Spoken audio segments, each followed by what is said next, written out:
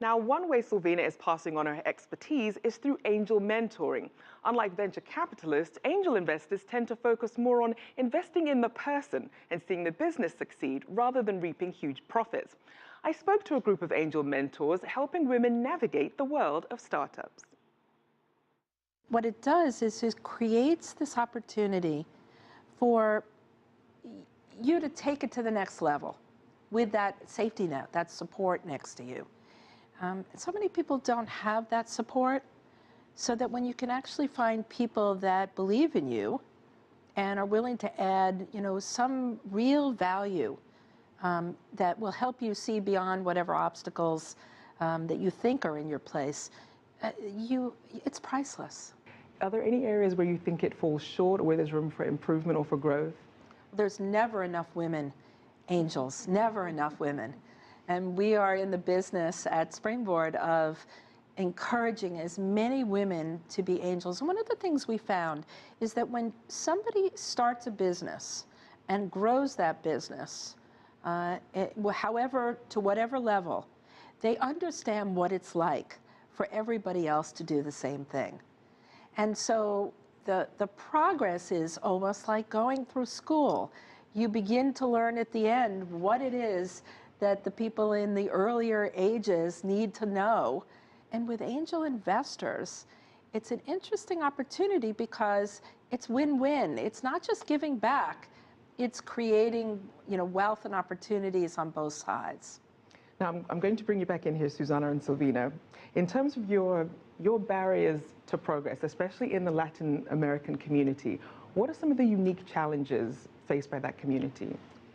Well, I believe Latin American women entrepreneurs face different barriers than the American ones. For example, they tend not to have their English very well packed down, and English is a business language.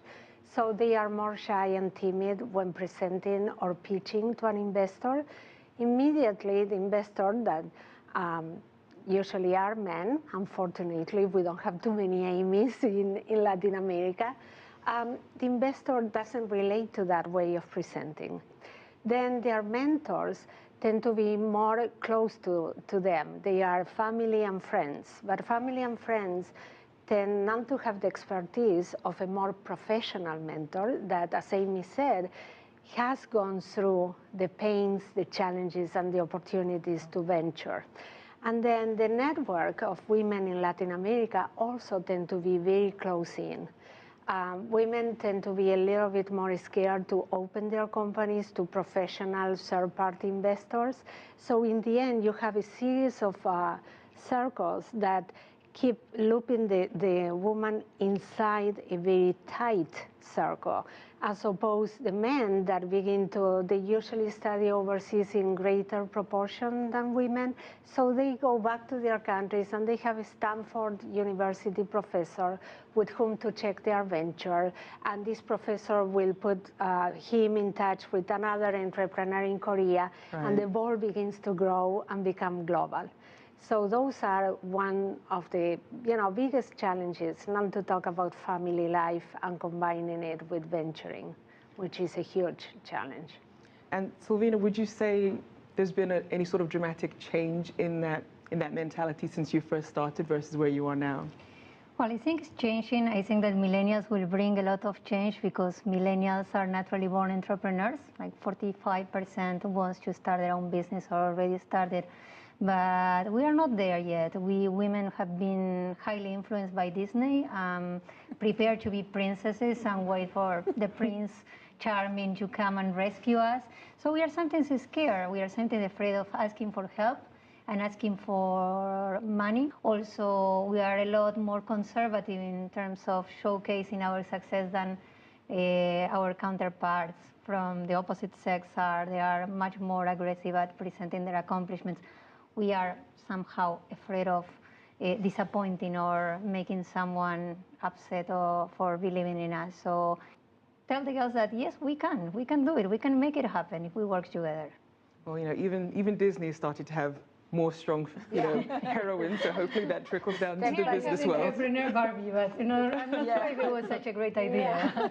Step by step, but maybe not a Barbie entrepreneur.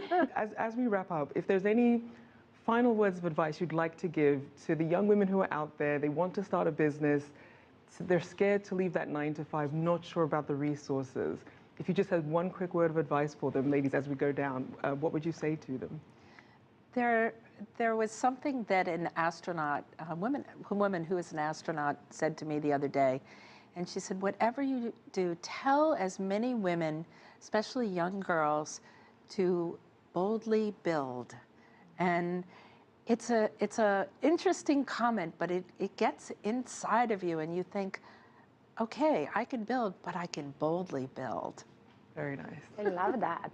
I would say, especially for the Latin American women entrepreneurs, I want to send the message that we are promoting through We Exchange, a platform for women angel investors, entrepreneurs, and mentors.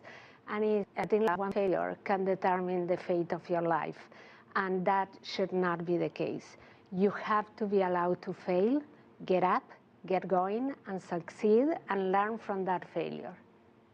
Very good. And Sylvia?